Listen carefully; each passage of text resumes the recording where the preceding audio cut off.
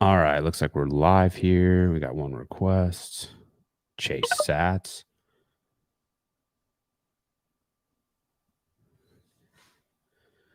All right, you in? Chase Sats, you on? Oh, sorry, I had it on mute. Chase Sats, you on? Chase Sats is here. What's going on, man? Not much. How are you? I'm doing well. Just to let you know, I am recording this. You said you wanted to do a podcast episode, so we're gonna do a podcast episode. Does that still Yeah, sound all man. right? I really appreciate it. I had some fun with our Conor McGregor-esque quote tweets, and appreciate you having me on without knowing anything about me. Yeah, man, no worries. You were like, I bet you won't do a podcast, and I was like, don't bet that I wouldn't do a podcast. I'll do a podcast about anything. Yeah. But no, I mean, like, this is a topic that I've wanted to do more content on. I think a bunch of people, I can't remember, someone the other day tweeted about it, and they were like, is there a good resource for, whether it be podcasts or whatever, articles talking about royalties and Bitcoin mining? And I've talked about it. I think you mentioned earlier in the DMs that you listened to the Denver Bitcoin episode, and that's one that we did and kind of talked quite a bit about it there. But obviously, some people that are pretty passionate on the royalty owner side about feeling like they don't want to lose any value. And so you had spoke out about it, and I thought, we can get you up here and get it going, and then I'll kind of open it up for whoever else is listening. If other people want to jump in, Sleds, I see you're in here. I know other people. Hey, there's just been a ton of traffic on the people tweeting about it. So we can get started if you want. And I don't know what I should call you, Chase. Is that what I should call you? Is that the best way to address you during the Yeah. pod? All right, man. Well, why don't you start off with your position Yeah. and Chase, tell me Chase kind of, sounds great. Yeah. yeah, You go dude, with Chase. Chase. So why don't you tell me your kind of like, you seem like you're very strong about opinionated on this topic, but you've heard me talk about it. So why don't you go in and give me your thoughts, and we'll kind of start it from there, and then we can go back and forth a little bit. Or if anyone else wants to hop up in, they can. And we'll just kind of see where it goes. Right. So I'll just kind of jump in with kind of a little bit of my background. I'm a 10-year landman. I've worked West Texas, South Texas, Illinois, West Virginia, Ohio. So in around the block, just come and go. Um, I've worked for some, for Pioneer and Concho, or some of the bigger operators that I've worked for. Um, and so I'm going to start off by walking back a couple of beers deep last night. And I thought you were saying that you don't want to pay royalties at all to royalty owners, as opposed to sharing the proportional share of Bitcoin. So I'm going to start off by walking that back and say I agree with you at that point. I don't think that they're owed any. I don't think any royalty owner is owed any amount of money outside of what the market rate is for natural gas. The same thing is, a royalty owner doesn't get any amount of money off of a Patagonia jacket or once oil is refined into gasoline. Well, it sounds like we may be in agreement then. I don't know if there's going to be much here of an argument. So I guess you thought the original tweet was that that there was going to be no value passed on to the royalty owner, I guess. Right, and that's the way I've read it. And to a certain extent, I mean, depending on how the lease is written, there really isn't much owed to the royalty owner, and I think that there is kind of a situation, right, for someone who wanted to be ruthless to be so. Whether or not that you sell to it. So say you're operator company and you want to buy Bitcoin and you want Hey, real quick, man, you're cutting out a little bit. It Might be a better company. Is there a way to like get to somewhere with a better signal, or maybe connect to Wi-Fi? Because you're really chopping up. Sorry. Yeah, I'm on Wi-Fi. I'm not sure why it's so choppy. Is it any better right now? It's just like really broken up. It's just like I can barely, I'm hearing like every other word. Keep talking though. Let me try to jump on a laptop. And Hike, I see you in here too. I don't know how long this one's going to go. We can do the insights episode here in a minute if you're still if you're down for it, or we can just parlay it into this and just if you want to come up here. I mean, I've got quite a bit to talk about outside of, our initial disagreement. We can jump into that as we go further. Yeah, I can hear you a little bit better. So keep going with what you're saying there. A second ago it was cutting out.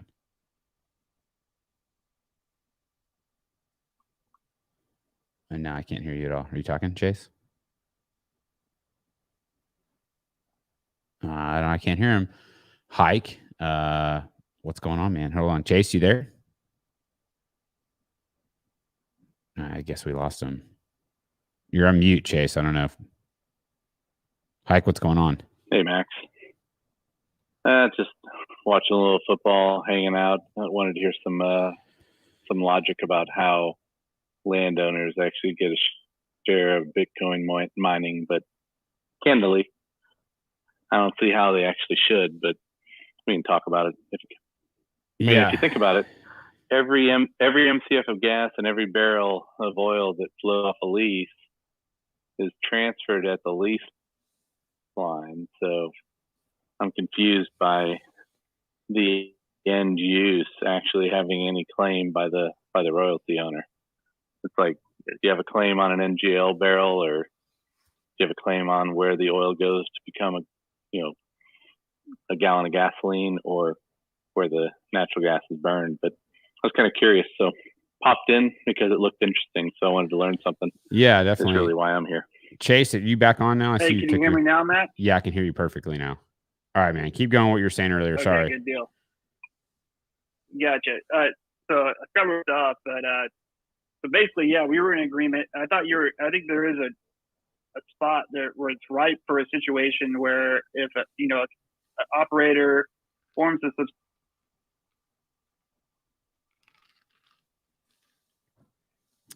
We lost you again, man.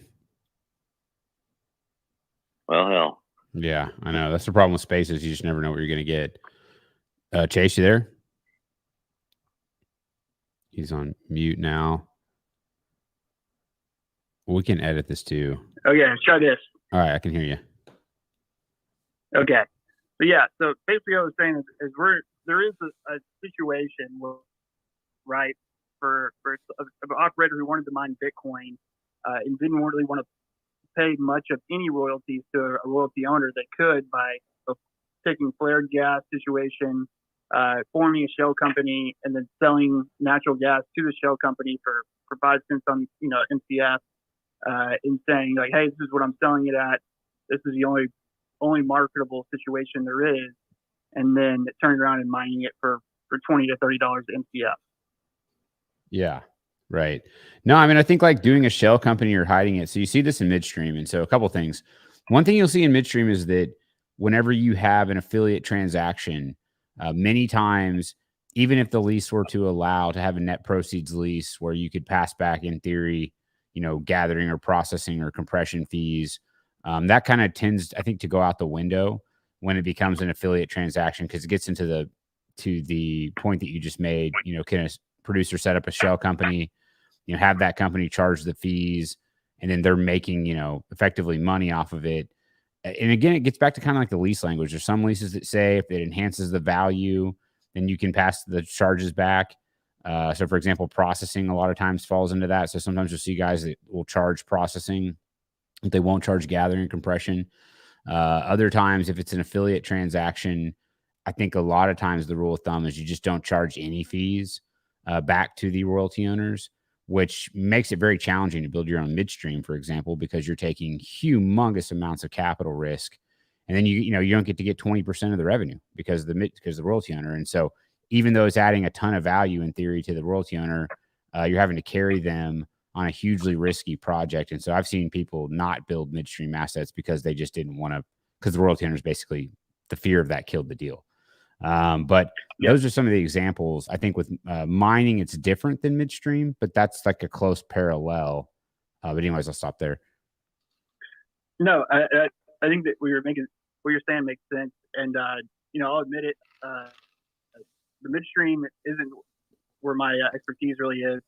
And so, I mean, fees aside, so say you own a midstream company and I'm an operator, and I say, hey, I'm flaring this gas, but I'll sell it to you for 5 cents a MCF. Obviously, that's way below market value. At that point, do I owe 25% of the royalty on 5 cents, or do I owe it on the market rate, which is over $6 right now? Yeah. See, I think that it gets around semantics of what the definition of market is. And so I've always said that the market is, it's a bid ask situation. It's, market isn't Henry Hub. That's the market at that trading point. because people are buying and selling gas for that price. If you're in the middle of the Bakken, nobody's buying or selling gas at Henry Hub. So that's not really a market price. It's market in Louisiana. It's not market in the Bakken. And so I think that, what you need to show is that you have some type of, market data point. And so if the gas is being flared and you go out and get an offer from 2 Bitcoin miners and one guy offers you 30 cents and the other guy offers you 40 cents, sounds like the market's 40 cents for that product. Or for your example, if the midstream offers to pay you 5 cents, that's what the value of the product is. That's the market price because you went out and did a competitive process. You got paid a market price. I think where you get into the nuances, like you said, if there's an affiliate. So even if you're flaring and you spool up an affiliate to mine, I think that the royalty owners have a more of an open door that's cracked open where they can argue that I need to be paid at least an index-based price within the basin. They can make that argument because they're saying, look, you're selling it to yourself. You're giving yourself a sweetheart deal, et cetera, et cetera.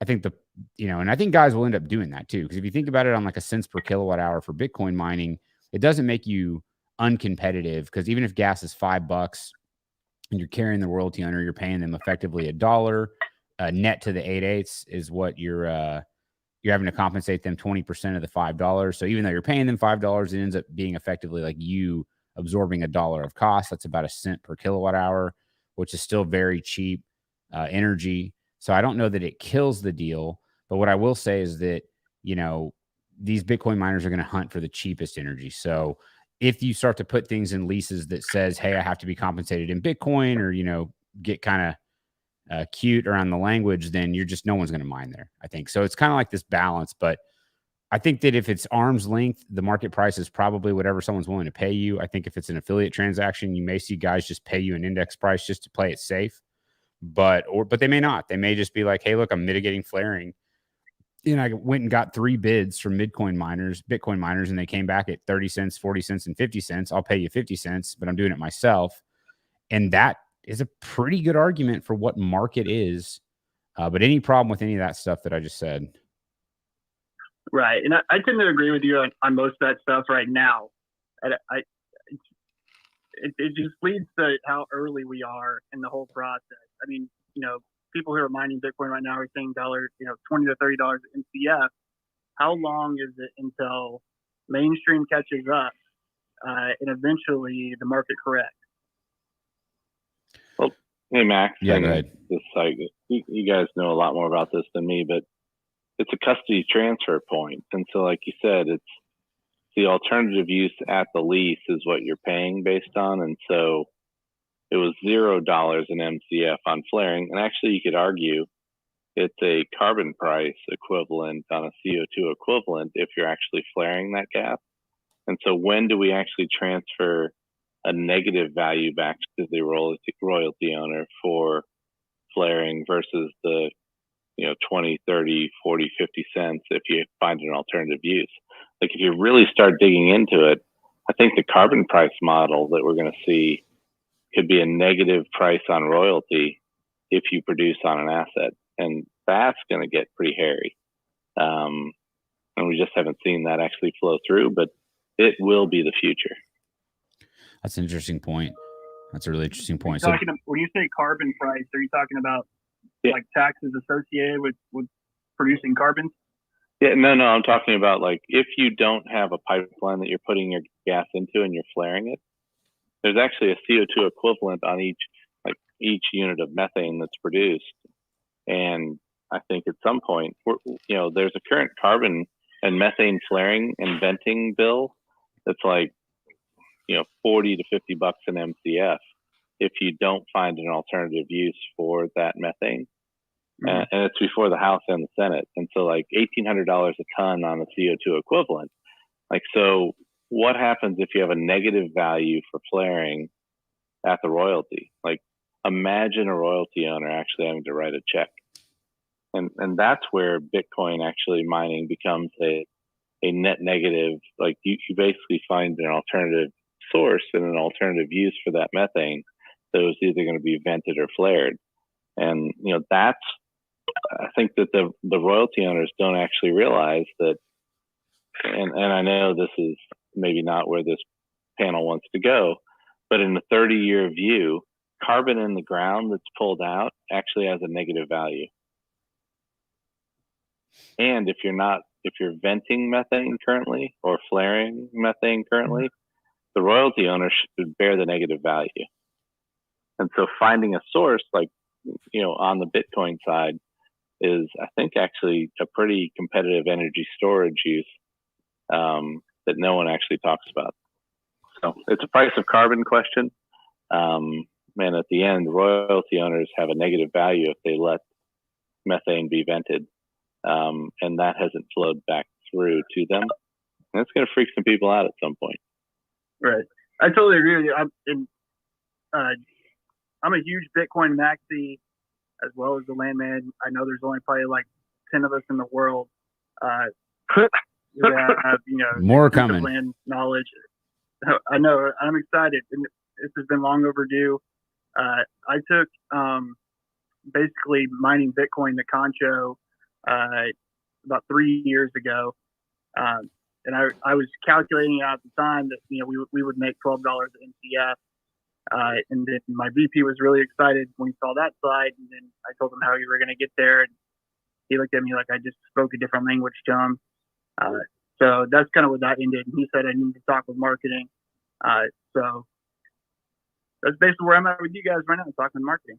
Yeah. Well, I just want to talk about this from like a lease standpoint too. There's so many different clauses and amendments that are rewritten into the leases to where like there's no standard form. Like, there's a producer's 88, but there's so many modifications that go into that you would really have to get down and really dig into it. But my question is this: if you're buying that gas at marketable price and you're paying the royalties on a marketable level and then using that for Bitcoining, where is that a violation of any type of contract on the lease? And why would that even have to affect the royalty owners as long as they're getting paid on the marketable, marketable natural gas? I don't think it would. My answer is it's not. It's not in violation at all. That's kind of what we're doing, is splitting hairs on what is that price. I feel like we're running around a bunch of what's what I'm looking for? Just bullshit, honestly. We're making it a little bit more complex than it really is. It's easy to say that today. We're talking about $20 to $30 MCF. What's it going to be in 3 months when Bitcoin's at $130,000? What's going to happen when we're looking at $10, $12 MCF, depending on where we're going with the futures on natural gas? Right. I think it's all relative, but at the same time, I don't really think it's that relative right now. And we don't know what's going to happen with either, dude. Bitcoin is in just as much flux, I would say, as natural gas is. Okay, that's another thing I was going to bring up is having listened to the podcast between Max and Adam, and it seemed like even though you guys are more entrenched in the actual Bitcoin industry, I don't think either one of y'all are bullish enough on Bitcoin. I'm a landman and an oil broker. I buy and sell mineral rights. I don't know a whole lot about Bitcoin. I've never invested in any of it. But my thing is if we're talking semantics, and that's what it sounds like we're doing. I think we're just kind of splitting hairs. I agree that we're talking semantics, but while we're talking about pennies today, what we're talking about tomorrow is going to be millions of dollars. Yeah. But here's the thing, though, is that there's never really a time where natural gas, you never go past the burner tip, right? This idea that you can consume the gas, burn it, convert it to electricity, power not just data center, but fans and the cooling, and it's powering, the whole operation. You're then, hashing in SHA-256 into a pool, which is then, maybe getting a block subsidy that's then getting verified by nodes all around the world. It's just such a far-reaching thing. You're really not getting $25 in MCF. You're getting, a block subsidy reward from a data center that think about it this way. If you are an LDC, so a local distribution company in Eastern Oklahoma, and LDCs, they sell natural gas to their, domestic or to its, whether it be residential users or retail users, and you're selling to Google's data center. And so they've got, natural gas you're selling to the LDC, and maybe they're selling to a power generator who's then, burning the natural gas, turning it into electricity, selling it to Google. You don't get rights to Google's, profits. Like this is just like you never go past the burner tip. And even to get to the burner tip is extremely rare. I mean, there's been people that have said, why can't I get the price at the New York City gate? Or why can't I get the price at the Chicago City gate? It's like, you can't, because that's so far downstream. And so I think it gets back to this point where like the nat gas is gone. It's being burned. So you have to get paid for it to, Hike's original point, the custody transfer point, which is the burner tip, and that you get paid a market price there. I just don't see any real argument to go just into the refined products of what it's being used for. Right. And I'll let you guys. So I work for a pretty big mineral buying firm right now. And we're currently in crypto mining clauses into our leases. How would that be written? Explain that to me. Perfect. I'll read it to you exactly because I wrote it. I like you, Chase. You're fucking awesome. All right. So actually, we have two versions that I wrote. The first one was very heavily.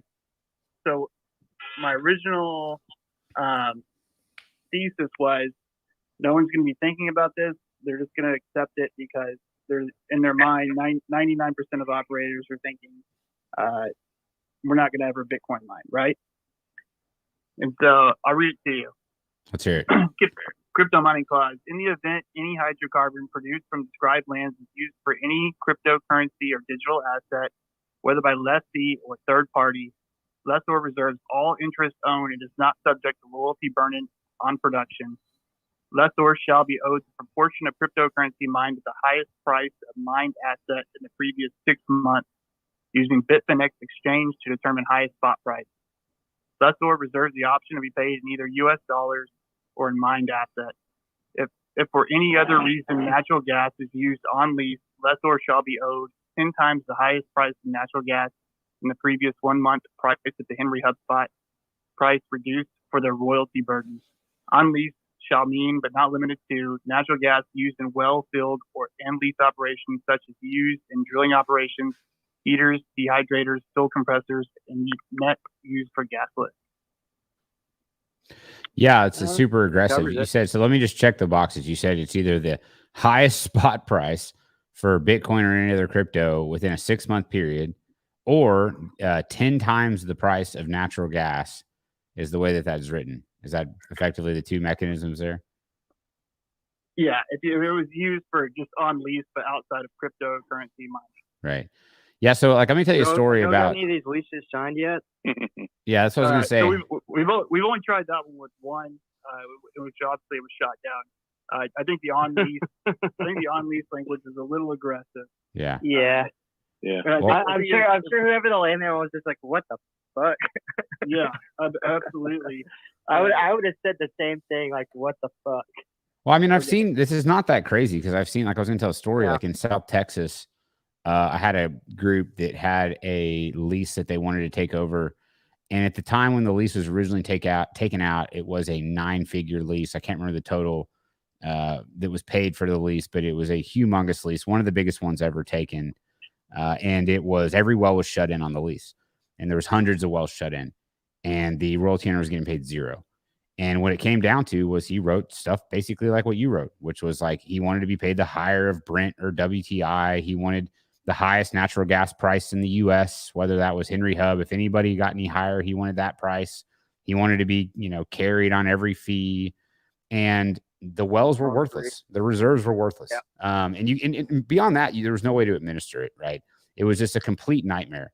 And so you had these attorneys and these land people that they got so smart, they got stupid, and they turned their lease. And it would have been, they lost millions and millions of dollars because of this language. And they thought they were going to make millions.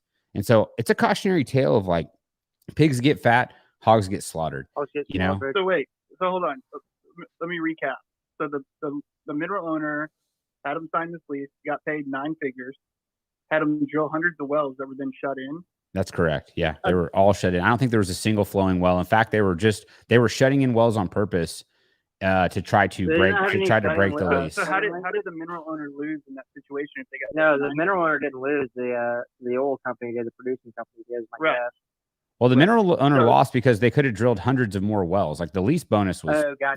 was And peanuts then that compared lease to will what expire and the they'll be- reserves So were. basically, they were just paying the shut-in fee to hold the lease. But like, was there not like 90-day like shut-in language in there? No, they were trying to invalidate the lease. This was the original operator had just like walked away and sold it. It was like basically they were trying to sell it. And I don't know the full details, but someone was trying to buy, and they were like, we would just rather this lease expire, shut all the wells in, basically pay all this bullshit. let this go away, and then we'll put a new lease on it because the lease was so bad that no one could develop this. How did the mineral owner lose there? But he didn't lose because he still got his lease bonus. I mean, But his lease he's bonus. still going to go sign another lease. Somebody's still going to go and eventually develop that acreage. Like, I mean, I don't see there's a loss. No, and their hydrocarbons are still in place. Yeah, right. they didn't use up any of his hydrocarbons. I would not see that as a lose at all. Like, I would say, like, well, he was trying to, the though. The person that lost was the person that signed the lease bonus on that and did not develop it at all. So, to me, and then somebody else is going to go sign another lease bonus on top of that and completely release that. Exactly. So now he's won 3 times over. Well, no, actually, so here's the situation was, at all. Number one is that he did make a big lease bonus. Number two, they were trying to get someone else come in, and no one would. And in fact, the wells were shut in, and the payments that they were getting, as far as I can tell from talking to the land people, and I'm not a landman, were nothing compared to the royalties that he missed out on. So, and then also on top of that, it was the hundreds and hundreds of locations that were then, effectively deemed uneconomic. And so it was one of those situations where new guys were trying to come in and do a deal because they wanted to exploit these resources, and the royalty owner just kept being basically like nobody could work out a deal, and effectively the value went to zero. And so in theory, could oil go to $100-something, and this guy could, hold a gun to somebody else's head and get them to pay him again? We're going to $100 like this. We're going to $100. I don't like it, but it's the truth. I mean, it's not just that. Honestly, it's not even like as good as it used to be as $100 because we're talking about inflation. We're talking about massive inflation too. So like $100 we're about to hit, it's not the same as $100 a couple of years ago. But yeah, we're still going to hit $100 oil this year. But the point I'm trying to make is whether we can argue whether that landowner is smart or stupid. I'm firmly in the camp that he's stupid because he lost out on hundreds of wells that could have got drilled, and he could have got a royalty on them. It could still be getting one. Because he didn't make any concessions on like the actual lease. And yeah, honestly, at the end of the day, the company could have played hardball too and be like, okay, cool, we're not going to take this lease. Go fucking shop to somebody else and put him back in the camp of, okay, maybe I should go somewhere else. But back to Bitcoin though. They both made bad decisions. Yeah. But getting back to Bitcoin, like one at the end of the day, because his resources are still in the ground and can still be developed in the future. Right. The company, they're not getting their fucking lease bonus money back. They're not getting the money they spent to fucking drill those wells that are now sitting shut in because they're not willing to fucking actually produce them. So no, the fucking company that took the lease and didn't produce on it, they're the fucking main losers on that. There's no fucking argument on that. Sorry. Yeah. Yes. He's won 3 times over. He's won on his initial bonus. He's won by keeping the minerals in the ground, and he's going to win again whenever he does give in on some sort of language in a new lease and do it all over again. Yeah, maybe. Go I ahead. got a question, and I'm going to make a simple question. Why were the wells shut in? They were deemed uneconomic because of some surface issue of like you put some Bitcoin mining contract that you guys are proposing in the future, but they were shut in actually because of some midstream contract or some surface ownership contract that made them uneconomic. And so you guys are thinking about like, how am I going to split the pound of flesh? But the reality is the operator looked at it and said, I can't justify paying the base rate of MCFs out of the ground, which is just direct revenue, less cost, less transportation and gathering. And now you want to layer some sort of Bitcoin 10 times natural gas price on it that I just heard. That sounds ludicrous in my mind because you already had that asset shut in.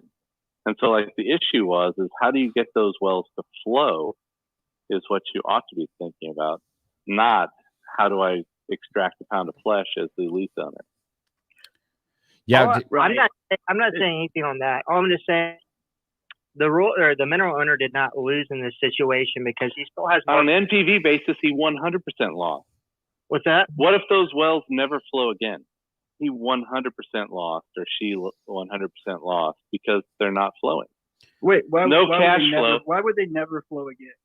Because who's going to produce them? Yeah. Under Anybody, a new lease, under new terms, the oil is still there if it was ever there. Yeah, but who's going to develop it?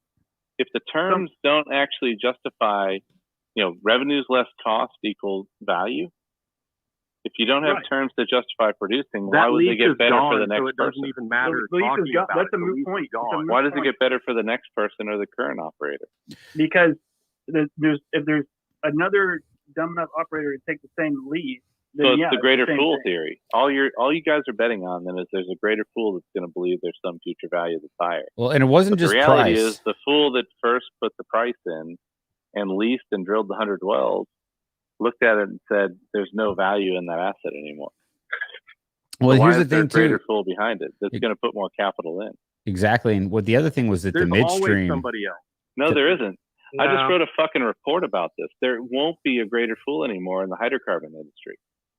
And you guys can be all Bitcoin all your freaking life long, but the reality is there isn't a greater fool.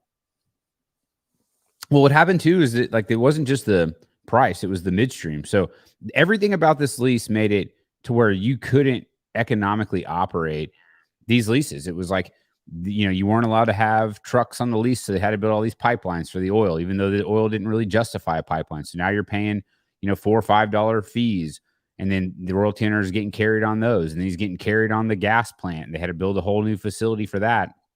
Couldn't pass back. The royalty owner's getting carried, Max. The royalty owner doesn't incur a cost ever. What are you talking about? They can. It's not a cost-free royalty. They can carry the cost of the operator. That can come out of their royalty checks. I'm saying downstream. They were getting carried. So they forced them to say, we need all these things, all this infrastructure built. That a normal operator would never have built that. You just would have trucked the barrels. But instead they spent tens of millions of dollars laying pipelines that they didn't need to lay because the royalty owner wanted to hunt. He wanted to hunt on his leases. So again, it gets back to this, pigs get fat, hogs get slaughtered. The costs got so high that when oil was in the $30 to $40 range, that coupled with the pricing mechanisms, this royalty owner was losing out of millions and millions of dollars monthly because he thought he was going to be smarter than these guys. And he lost big time. And so at the end of the day, had he just said, you know what, we can truck those barrels, or you know what, you can pass back a few dollars of fees and that's fine because I'm going to make you do all these onerous things on this lease. But instead it gets back to this kind of, it just got to the point to where it made it uneconomic. So tying it back to Bitcoin mining, if royalty owners want to put in language that says that I get paid in Bitcoin, nobody's going to mine Bitcoin on those leases. They're just not. That's the point. They should be producing oil and gas. If you keep layering more cost structure on the lease, then you're hurting it. If oil goes tomorrow to $120 a barrel and gas were to go to $25 a MCF, then absolutely those people will be rethinking that lease and saying, hey, how do we make this work? And that's where we're headed. That's bullish. Go ahead, Max. Sorry. I was just saying rethinking the lease in the stand. I mean, really, at the end of the day, it's just kind of what is the royalty owner owed from somebody that is using natural gas to mine Bitcoin? And I think where my stance has always been is that they're at a market-based price for natural gas. And so I think a bid and ask, if you have bids or if it's an index-based price in basin, I just don't see how you can say that the highest price of Bitcoin over the last 6 months, like that language you wrote, you could be paying them, $64,000 Bitcoin price when Bitcoin's trading at $28,000. That happened in the last 2-3 months ago. It would put the Bitcoin miner out of business. They'd go out of business overnight, and the royalty owner would get nothing, just like the South Texas guy. So again, it's Max,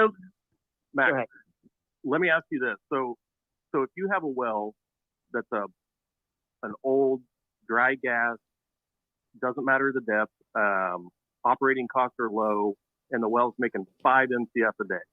All right. There is no market. It's the only well on the lease. What do you pay the royalty owner? And why? If it's making 5 MCF a day, you can't mine. But let's say if it's making 20 MCF a day, you could probably mine. And you're saying it's just dry gas and it's shut in or it's being flared. Say that again. It could be either. I think where you start determines where you end up. So, pick one that you think you can explain so that I can understand how it works in your mind. I think in my mind, I'll just tell you how practically we've looked at it. If the pipeline is connected to the well and we are picking to choose to mine Bitcoin versus selling it to a market, we're going to pay them the same price that they would have got from selling it to the market, the royalty owner. That's the market price. Like this is, we're no different than any other offtake, any other purchase agreement. We're going to purchase it for the same price that you were already getting because that's the price. That's the market price. You're getting compensated the same as normal. If it's a well that's being flared, and there is no market, like, for example, let's say there's a well and it's been flared for 10 years and it's producing oil.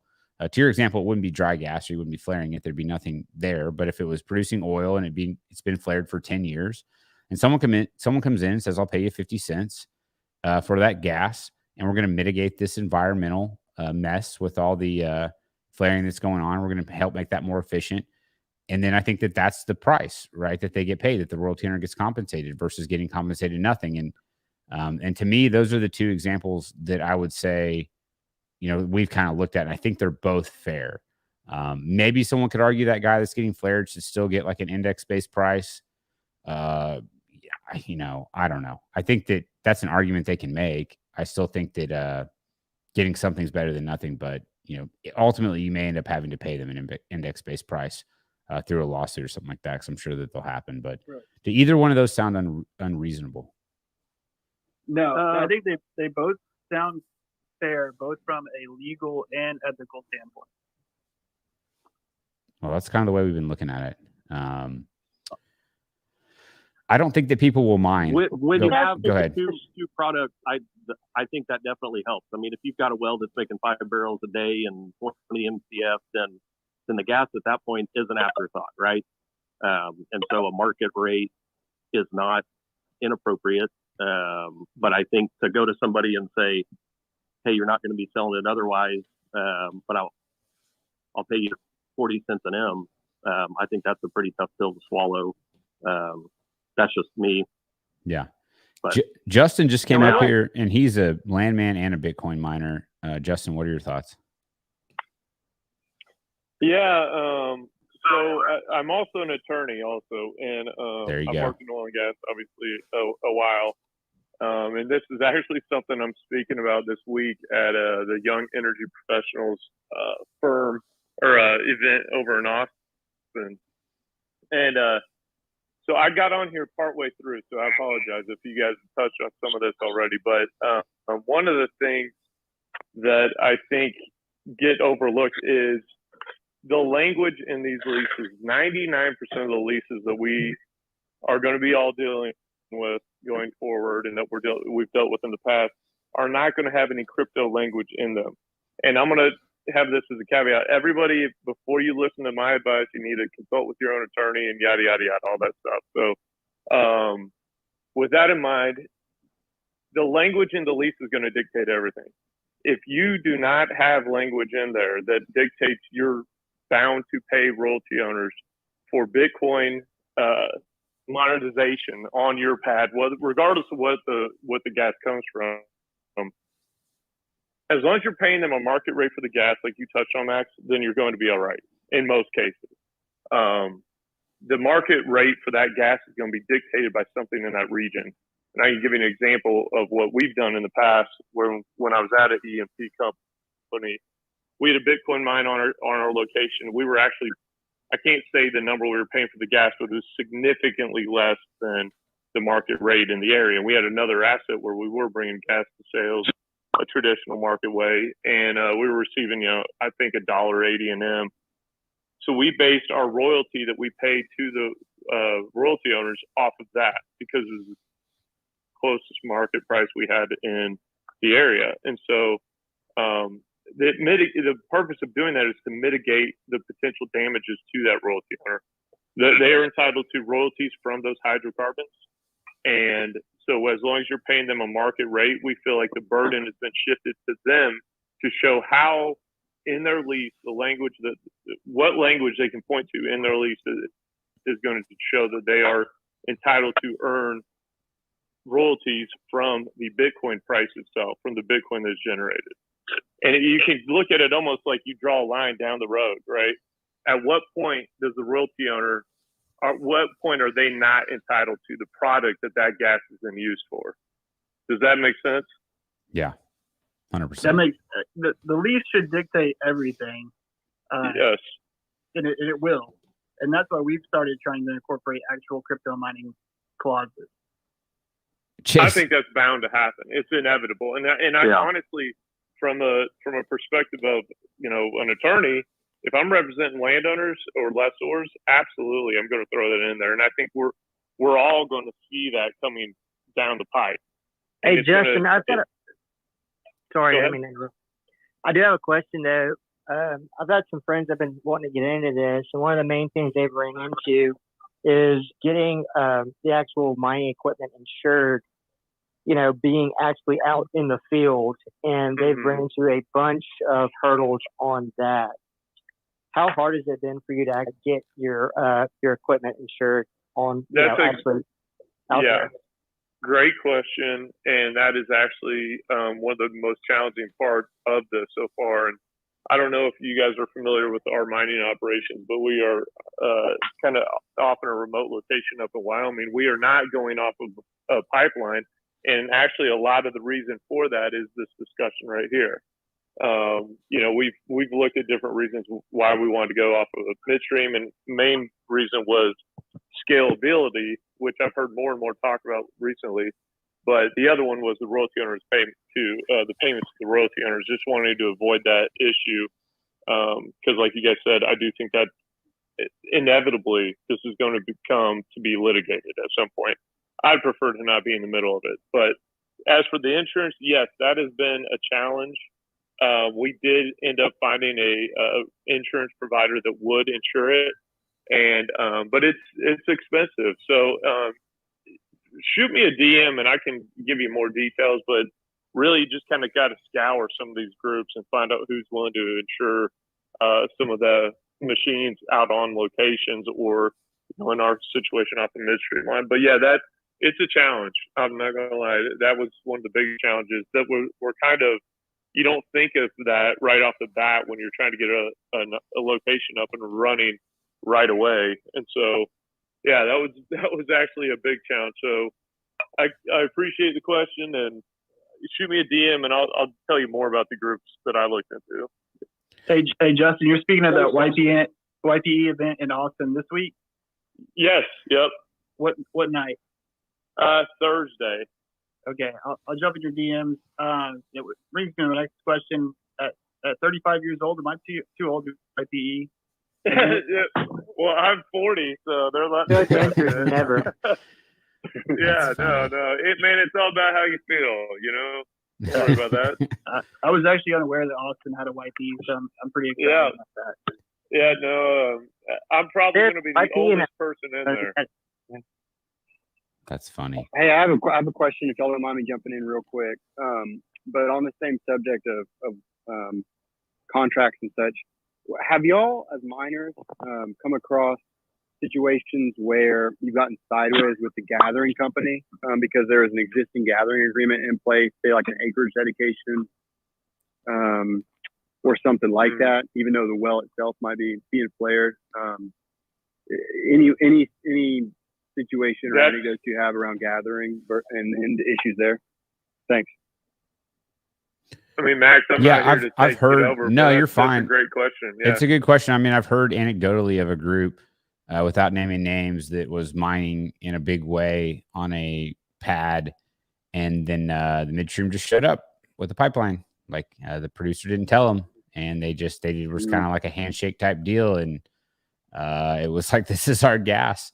And they had to, luckily they were, these things are mobile, and they were able to scramble and place the units. I think it was actually a good news story. They were able to get them placed in like another week or two. Like it was fine, but not what you want to happen. So I think this is a really interesting point around acreage dedications and Bitcoin miners. I've seen a lack of sophistication from the Bitcoin mining groups that I've seen around putting, the correct type of dedication language and covenant running with the land and these types of things that you would want to have in a normal gas purchase agreement or midstream agreement.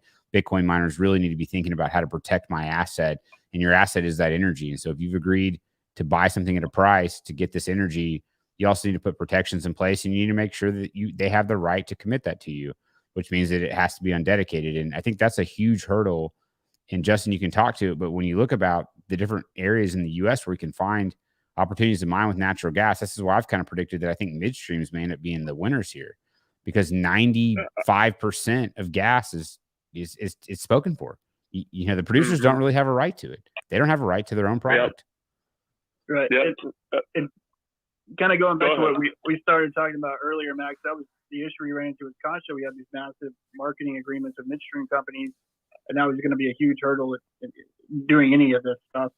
But I think it's going to be ripe. Whatever the first midstream company to jump in and do this is going to win.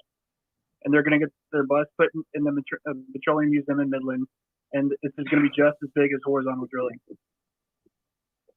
Look, That's bold.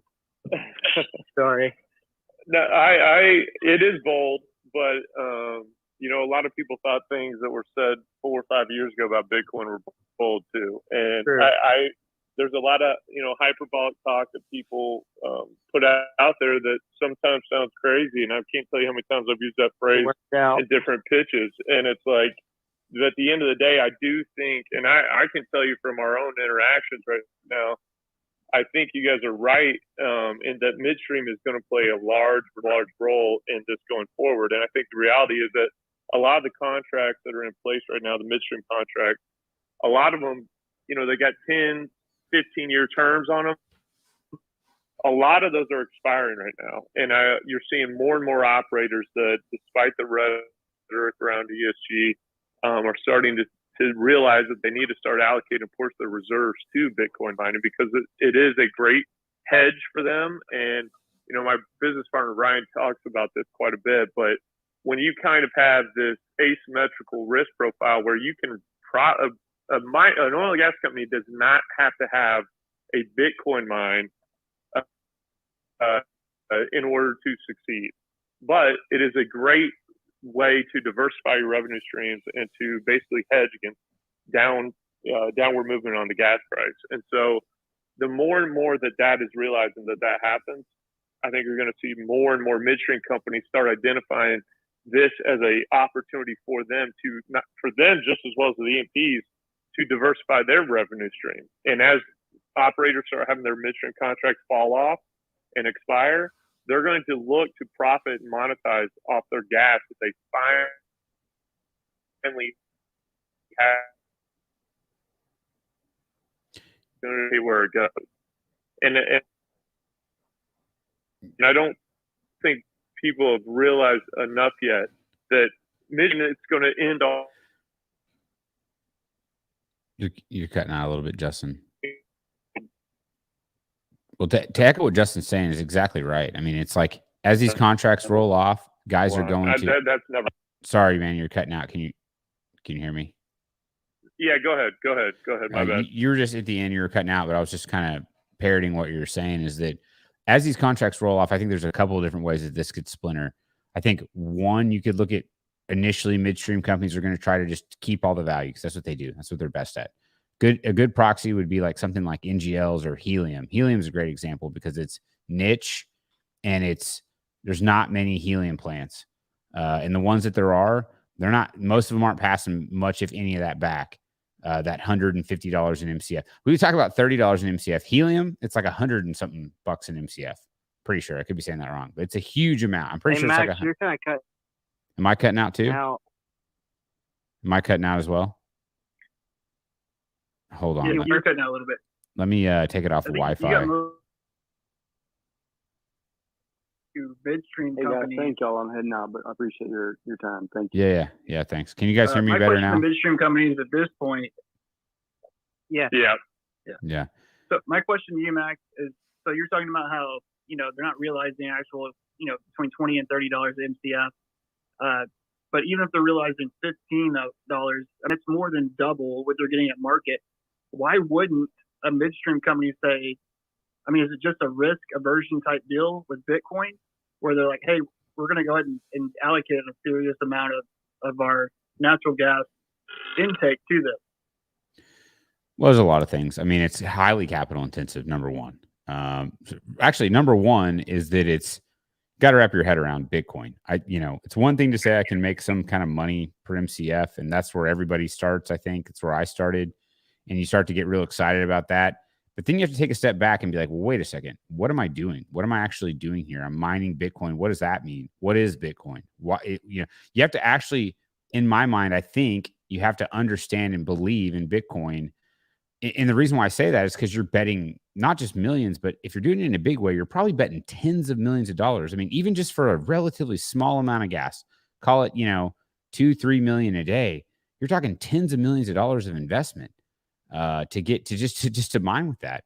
So to get somebody to that point, they have to philosophically believe in the network and of Bitcoin and of itself. And that's a hard thing for a lot of people to wrap their heads around at first. So that's number one.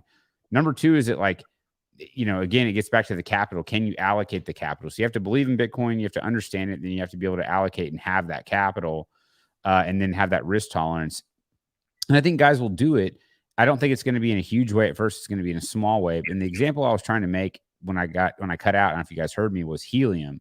So helium, you make way more than $30 an MCF. You're making like $150 an MCF. And there's very few midstream companies that can extract helium. It's like you have to get it down to basically absolute zero to be able to strip helium out of the gas stream. You have to get it just incredibly cold.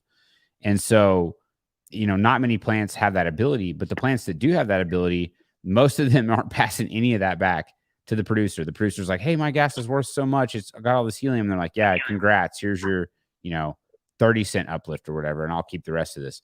So I think at first my point was that midstreams will exploit this, but as contracts roll off, to Justin's point, producers will have some leverage and they will try to negotiate better terms. And I think it could be like NGLs or helium or one of these other products where, the midstream extracts the majority of the value of the Bitcoin and just kind of gives some crumbs to the producer. Like, oh, okay, well, here's an extra $1 an M. I'm going to keep the other 30 or the other 29 or whatever. I'm making up numbers. Just to get back to like what me and Justin were talking about too, how much harder is it going to be to find insurance companies that are going to let you just go straight off the rig and straight off the producer versus going off of midstream? Because there's so much higher risk coming off of producing wells than there is coming off of pipeline or midstream. Yeah. And I think it's going to be similar to basically everything we deal with, like in the financial services area of Bitcoin, is that it's just going to grow with time. Yeah. And insurance companies are going to see a competitive area where they can generate some additional revenue as well. I mean, honestly, so much about Bitcoin and mining, it boils down to economics and opportunity. And that's what we have with this, is that you have a new revenue stream for all the groups involved on the supply chain and involved on basically the chain from getting the molecule out of the ground to putting, electricity into an ASIC. From that whole group, you're going to see more and more opportunities pop up, and groups willing to fill the niche that it is. And so it'll take time. All this is going to take time, but everybody that's on here right now is already ahead of the curve, and so we're going to see these things develop over the next. I really think the next 2 years are going to be a really big movement for the energy sector, realizing what Bitcoin mining does for their own business and diversifying their own business. Absolutely. So I think it's a matter of time. Completely agree. In my eyes, we've already entered the golden age of mining, and I expect this to go on until 2028 or 2029. Where people who got in at this level in any capacity, whether that's mining Bitcoin in your house, using even traditional electricity models or supplementing it somehow with solar or something else, all the way to the big scale of a midstream company coming in and building a huge plant to mine. Those people are going to be so far ahead of the curve. And reap the rewards. Totally. I mean, you think about it, like where we're at with Bitcoin. I've heard this kind of, stat put out in the past from we're basically where the internet was in 1998. And so that's obviously we're still very, very early. And then you think about oil and gas companies, and I've worked at large public independents and I've worked at small PE-backed shops. But the one thing that is common between all of them is it's a very, very conservative industry, and getting them to grab onto something this new and foreign has taken some time, but they're also some of the smartest people that you're going to meet in any industry. And when they see other groups doing it, they get a little bit of FOMO, and they also figure this out real quick. And so it's going to take time to get them on board, but we get a few dominoes to fall, getting some big guys into it, and it's going to explode, and it's going to spread like wildfire. Absolutely agree. And it's not just like the guys mining. I mean, back to your comment around the people that are mining now are going to be so far ahead of the curve. And I'm just going to sound like I'm pumping my book here, but I just think the people that are investing and understanding and learning about Bitcoin and just putting, some of their own savings into Bitcoin, the people that are getting in at this stage, it just still seems so early. And I think the biggest issue that Bitcoin is facing for a lot of people is this unit bias, right? It's like they look and they see $60,000 and they're like, I missed it. Like it's over. They don't look at it in relation to where the runway can go. And if you look at it, for example, compared to like gold, and I think if you look at gold, it's like we're still, 10x less than the market cap of gold. But if you look at the technology of Bitcoin, I would say that Bitcoin is, 100x the technology that gold is. And gold is a technology. It's a monetary technology. Gold is used for a reason. It has properties that make it money.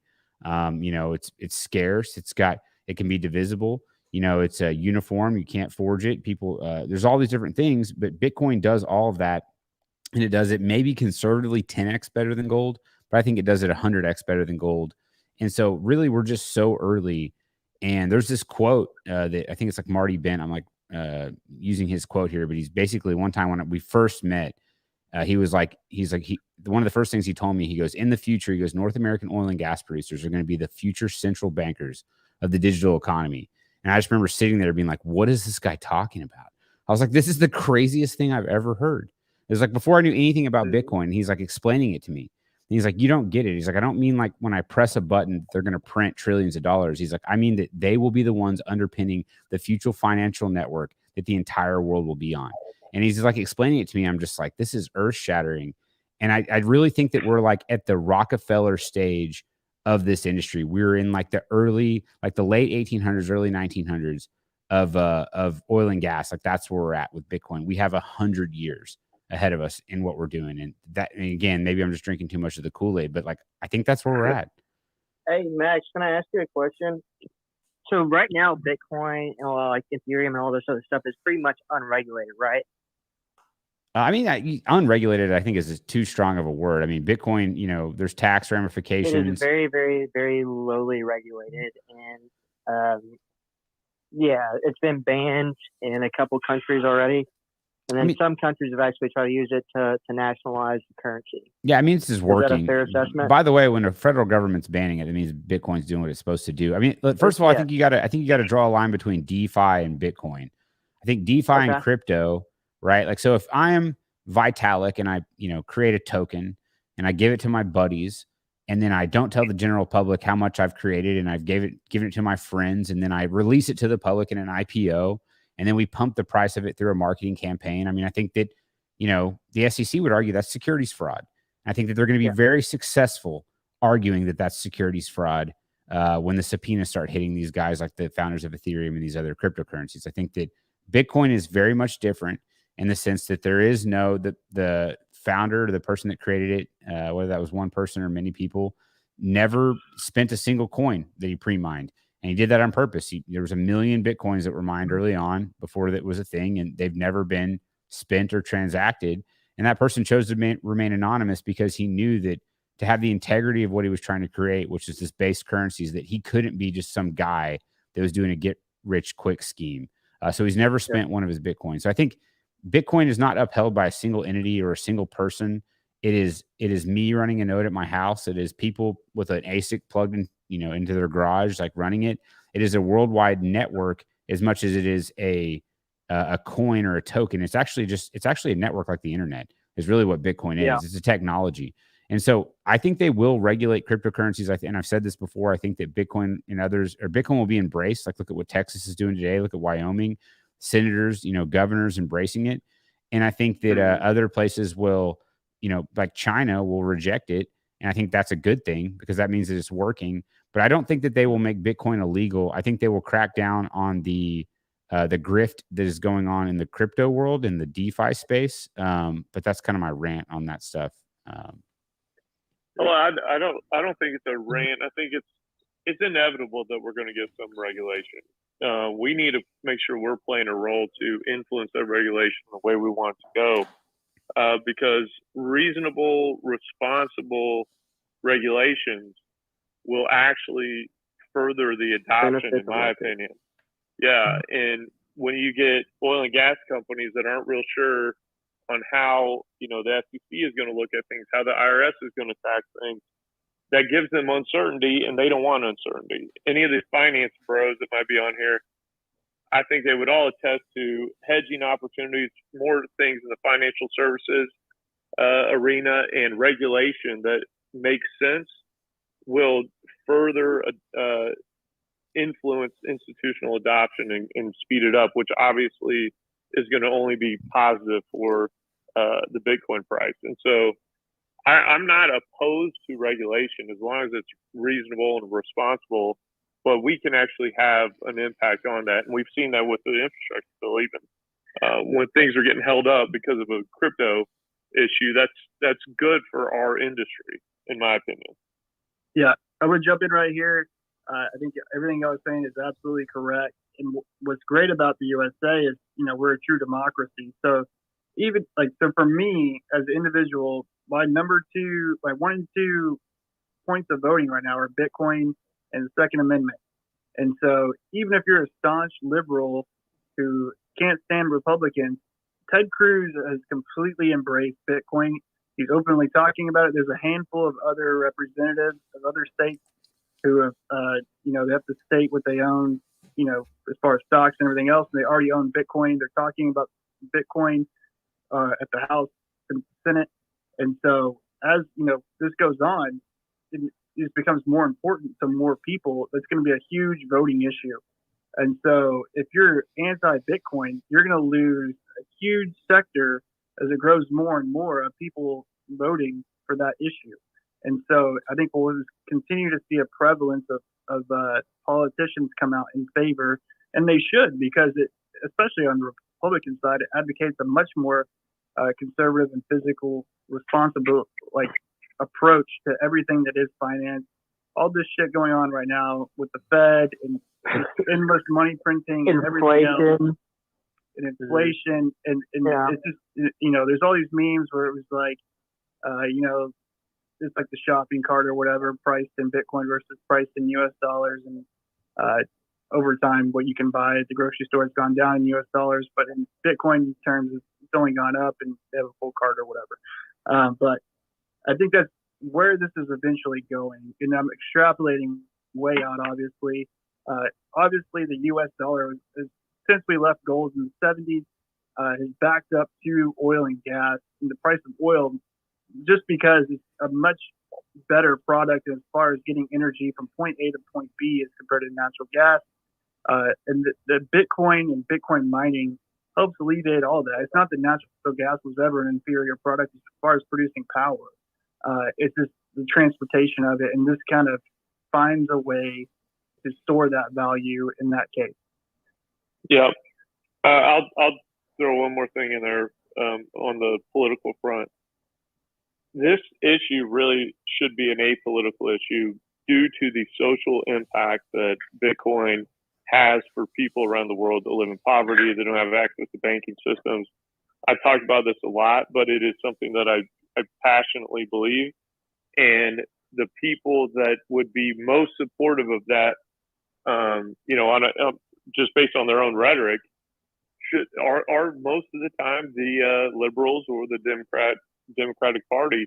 And so we just got to make sure we are really touting what Bitcoin does for people around the world, not just the climate change issue around the world, but the S and the social utility that Bitcoin and the security that Bitcoin provides people that live in corrupt countries and with corrupt governments that manipulate their currency or are so economically challenged that they are dealing with insane inflation on a daily, weekly, monthly basis.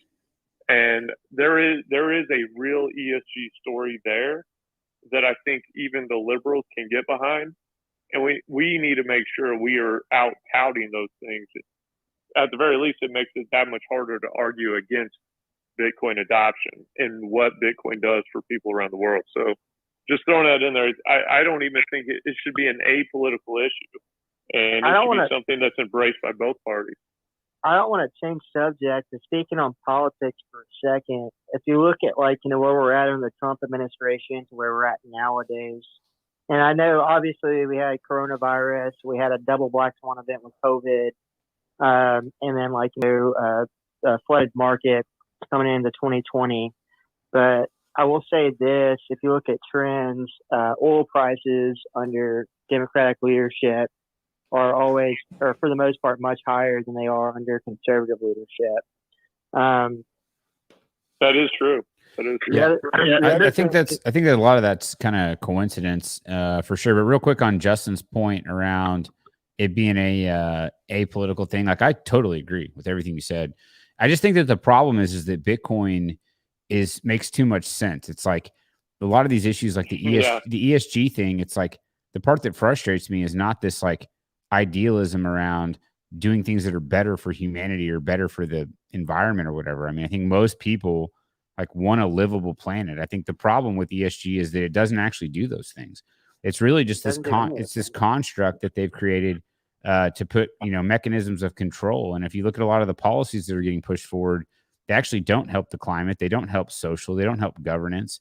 They're more around how can we put these controls in place. And I think the problem that Bitcoin is going to have is that Bitcoin is everything. It's the bastion of freedom, right? And there's a lot of people that do not want freedom.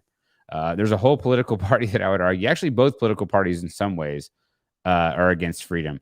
I think that there is one particular that really doesn't want freedom. They want to tell you basically how to do everything, right? They want to tell you what you can wear right now. They want to tell you where you can go, what medicine you have to take to be able to be a member of society, right? I mean, so there is very much a lot of people in politics that do not want you to have even basic freedoms.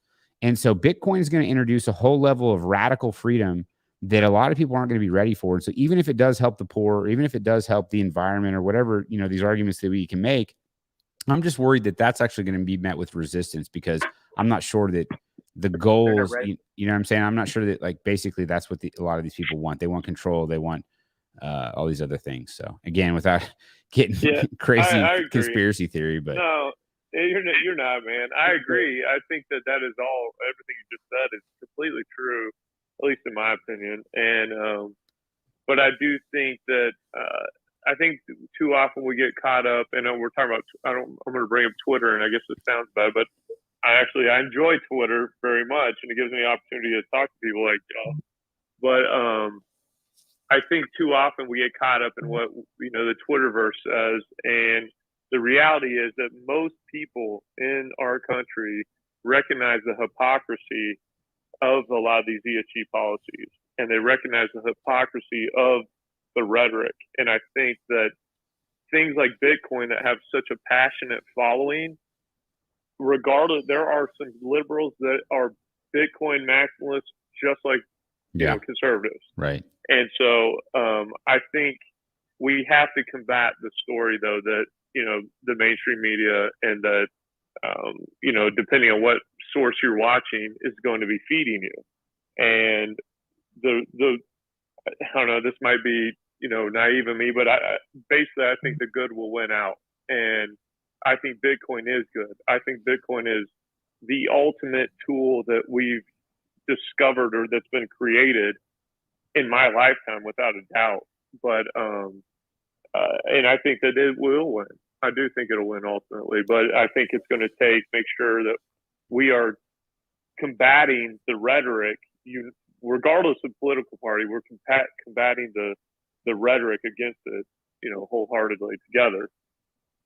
Yeah, and just the rhetoric. I mean, it goes hand in hand with kind of like the rhetoric against oil and gas. Like I posted this meme, and it was like, I can't remember the meme. It was the meme from Step Brothers when he's like, and maybe I'll bump it because I thought it was good. It was like the thing is like one of them, the Step Brothers was Bitcoin miners, and the other one was oil and gas people, and it was like, name one thing that, you know, people that both don't understand about you. And it was like, we're good for the environment. It's that scene where they're like, you know, John Stamos or whatever. They talk about like name like a male. I don't know. And I can't do the meme justice, but basically, I'll bump it after this conversation. I'll go find it and post it. But basically, there's just so many similarities. It's like, you know, oil and gas thinks it's good for humanity. Bitcoin thinks it's good for humanity. They're both attacked, right? Like they're bad for humanity. You know, just all these different parallels there where it's like, look, at the end of the day, I can look around and see that 90% of everything that we interact with is natural gas and oil, like they're derivatives, petrochemicals, byproducts, right?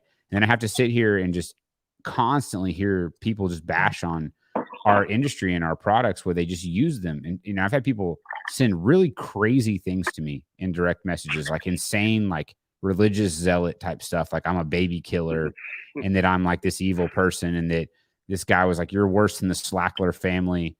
You're killing people. You're killing everyone's babies. You're going to kill all the babies. Like this guy was just going nuts like on me. And I was like, this is insane.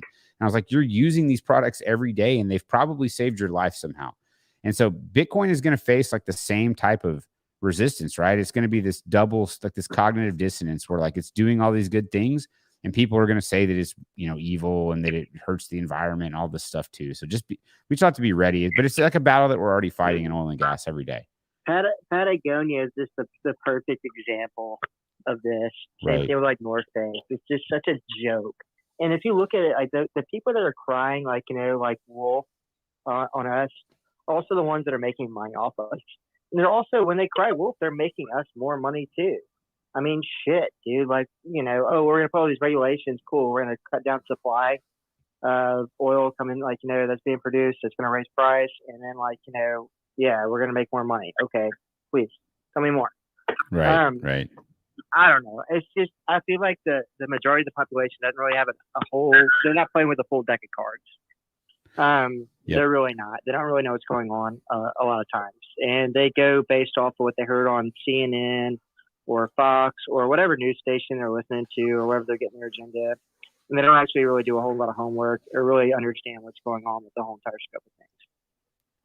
So, Mac, We just brought- you had to deal with. I would yeah. agree, but We just brought somebody else up. Alec, do you have something to say? yes, Or go ahead. I am too. They're all out there. Again, though, it's Stu, just to kind of go back to the point you just made. Yes, I agree. There are some freaking wackos out there. But I got a cousin. but Bitcoin again. Well, He's got a Bitcoin's just master. universal, regardless of party. I think people can get in on it, and they love it. And I think that's the opportunity we have with this. But go ahead, my bad, man. I was just gonna say. And a doctorate in like industrial psychology, and his wife's got a law degree from Harvard, and like, you know, he's scared about the environment and like bringing another kid in the world because of oil and gas and carbon emissions. So I mean, there's wackos on every level, and I think we fearmonger under this way too much. So I'm scared to bring another kid into this world because I can't afford it right now. Yeah, me too. That's a hell of a lot more logical. Yeah. For sure. Well, we've kind of strayed away from the royalty discussion, but honestly, I think that one was an easy one. bad. I think I think it's good because I think that one was one that I was afraid we were only going to be able to do like 20 minutes on anyways, but just had a couple other people join the stage. Anybody want to go for it? Go for it. Or not. I don't know. I saw some people come up. I let them up on the stage, or maybe you're muted or something. Well, I'll throw something in there real quick, Max, just to kind of wrap up on my side. I got to balance too. My wife's going to give me the side eye. So yeah, me too. Here in a minute. Basically, to me, again, just kind of coming from a mitigation standpoint, is just treat the royalty owners fair, and also protect yourself. And if you can mitigate the potential damages by paying a market rate for that gas, I mean, if you look at it, say you're receiving $2 an M at a location. If you got 20% royalty, you're talking about, 40 cents. Right. So you're better off paying that. I made this point earlier. I said, even if it's $5, that's still just like $1. That's a cent per kilowatt hour. That's fine. Absolutely. Right. And it's like, it's not even worth getting drug into a situation where you got to go defend your actions in a court where you got a sympathetic royalty owner who, hey, this big bad oil gas company is taking all my money. They're not paying me anything. They're making $38 an M. And I heard some people act like that is outlandish.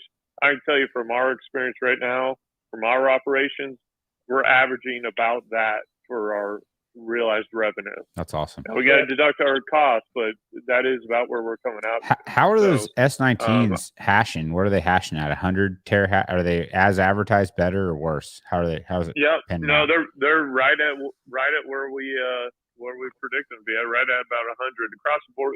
On average, you have some at hashed at 110, some you have at 90. Nice. But your average across the board is about right at where we expected. The biggest issue is power draw. Sometimes can kind of come and go, and that can cause you problems when you're on a gen set, where you got to keep the legs balanced and whatnot. That's a whole nother issue. But there are a little issues that pop up on that front, but we've kind of worked through them, and it's kind of leveled out and gotten a lot easier. But yeah, it's they're hashing right at where we thought they would be. Awesome. Guys, I got to run too probably here. It's been a little over an hour. This has been great. We're going to do more of these. I'm trying to do like at least one spaces a week. I'm thinking like Wednesday. Hike was on here earlier. He bounced on me on Friday. We usually do our Talk Energy Insights episode, and he got tickets to the Astro game and just bailed on me at like the last minute. So I was trying to make it up. Yeah, I didn't blame him. But we're going to try to do these on Wednesday. It's not always going to be Bitcoin. It's going to be other stuff, but I may have guests. So I appreciate everybody tuning in. So we'll try to get one this week. I'm actually going to be in Austin doing some F1 content, hopefully some Bitcoin content as well. I'm going to see who I can meet up with down there. I'm going to miss the Bit Devs meeting on Thursday night, but wish I could make that one. Enjoy the race, and thank you for having us. Yeah, guys. All right, Max, it was fun. Thank you. Thanks for having me, Max. All right. Really had a great time. All right, see you guys. Thanks, guys. Bye. Thanks.